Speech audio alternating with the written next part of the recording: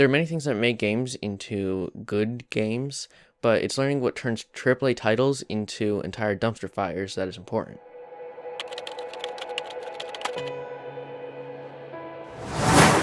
We need to learn what makes games bad and improve on those things to make our games better. Starting off, the first thing that makes games bad is not reaching player expectations. A great example for this is No Man's Sky. It has become notorious in the game dev industry for false advertising in video games. Though the product delivered on release day was fun to play for a lot of people and pretty good quality, it wasn't up to a lot of people's expectations. People thought the visuals weren't as promised, and a feature where you get to find your friends in-game wasn't there. The developers promised things that weren't in the game at its release.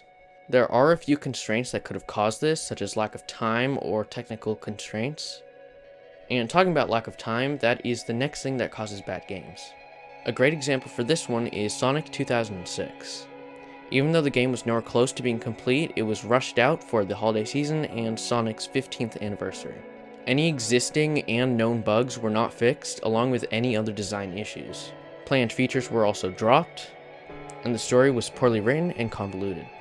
Along with all those problems, the head of Sonic team, Yuji Naka, I'm sorry for butchering your name if I did, resigned to create his own company. Then the team was split into two groups, one working on Sonic for the PlayStation 3 and Xbox 360, and the other working on Sonic and the Secret Rings for the Wii. In the end, the team ended up being way too small to complete the desired game on time, and ended up coming out as a pretty bad mess. Although, just because a game is rushed or has a small amount of time to be released, does not mean that it ends up being bad. Fallout New Vegas is a great game, but its development time only lasted 18 months. A great way to avoid this problem is to plan ahead, and make sure to give yourself enough time to finish the game and then some, just in case some problems come up or you have any difficulties with anything. The next game I'm going to talk about is a bit of a landslide, and it's called Anthem.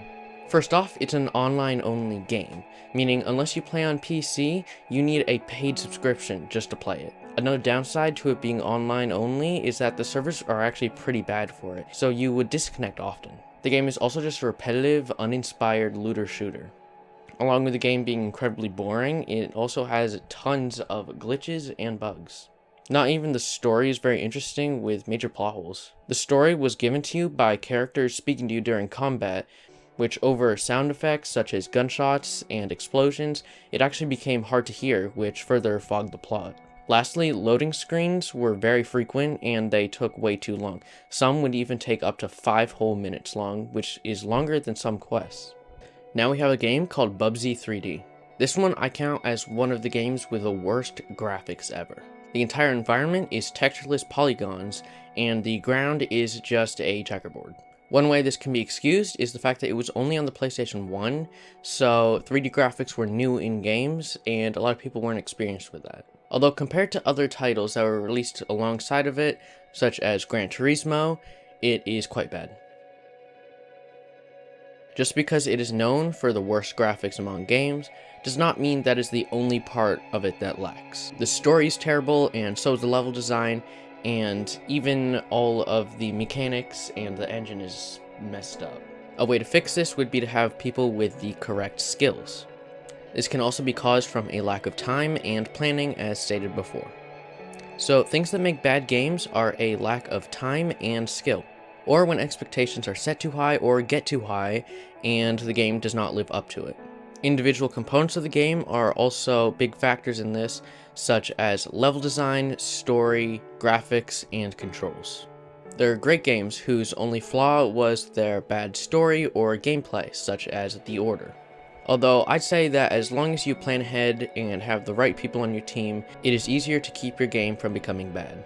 Anyways, thanks for watching this video. If you enjoyed, please hit the like button and subscribe, and until next time, goodbye.